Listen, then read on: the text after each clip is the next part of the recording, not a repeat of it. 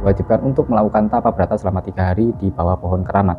Namun, sebelum melakukan pertapaan, pelaku pesugihan diwajibkan untuk melakukan mandi suci yang dipimpin oleh juru kunci di sana.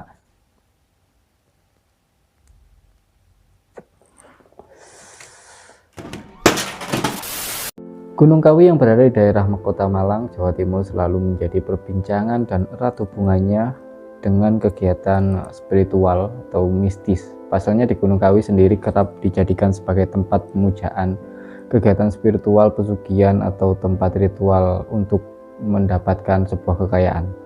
Apakah benar memang seperti itu? Lanjut, storytelling kali ini kita akan mengangkat mengenai mitos pesugihan Gunung Kawi. Ini bakal seru sahabat, karena ada 5 hal kesakralan yang saya rangkum untuk Anda semua. Jadi jangan di skip agar tidak gagal paham nantinya. Jadi seperti biasanya kita intro terlebih dahulu.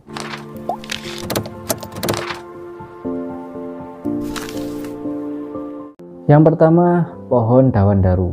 Jadi di Gunung Kawi ini ada sebuah pohon yang ditanam oleh Eyang Sujogo. Pohon itu juga disebut-sebut sebagai tongkat. Terletak di area pemakaman. Pohon dewan daru ini disebut juga sebagai Sento atau pohon dewa oleh orang Tionghoa.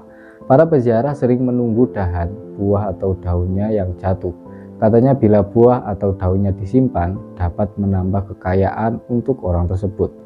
Namun seperti namanya, ya dibutuhkan kesabaran hingga berbulan-bulan untuk menunggu beberapa bagian dari pohon itu jatuh. Yang kedua, Padepokan Eyang Sujo. Pertama kali didirikan di Blitar, Jawa Timur. Rumah Padepokan ini dikabarkan memiliki koneksi dengan pesugihan Gunung Kawi. Rumah Padepokan ini diberikan kepada pengikut terdekat Eyang Sujo yang bernama Ki Maridun.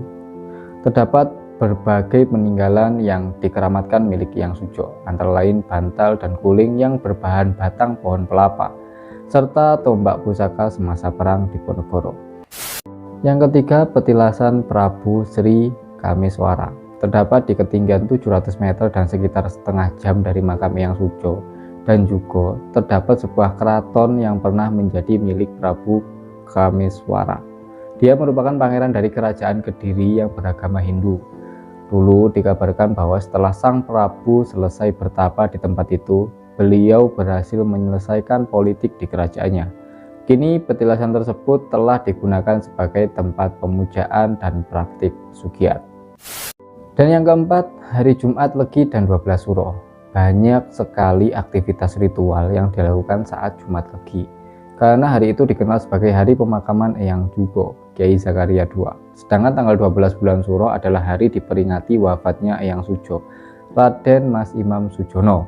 Menurut cerita, ketika melakukan ritual di dalam bangunan makam, tidak diperbolehkan adanya batasan yang negatif dan disarankan sebelum memulai membersihkan badan dengan mandi keramas terlebih dahulu. Yang kelima, penuhi tumbal pesugihan. Ritual pesugihan Gunung Kawi disebut-sebut dilakukan dengan cara yang sederhana. Para peziarah diwajibkan untuk melakukan tapa brata selama 3 hari di bawah pohon keramat. Namun, sebelum melakukan pertapaan, pelaku pesugihan diwajibkan untuk melakukan mandi suci yang dipimpin oleh juru kunci di sana.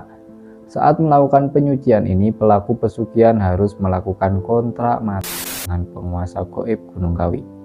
Setiap orang yang meminta pesugihan harus menawarkan untuk memberikan tumbal nyawa setiap tahun. Hal itu guna melanggengkan kekayaannya. Mengerikannya, tumbal yang diminta adalah kerabat yang masih memiliki hubungan darah dengannya. Setelah melakukan ritual, daun dawan daru akan jatuh dan pelaku pesugihan harus menyimpan daun itu seumur hidup.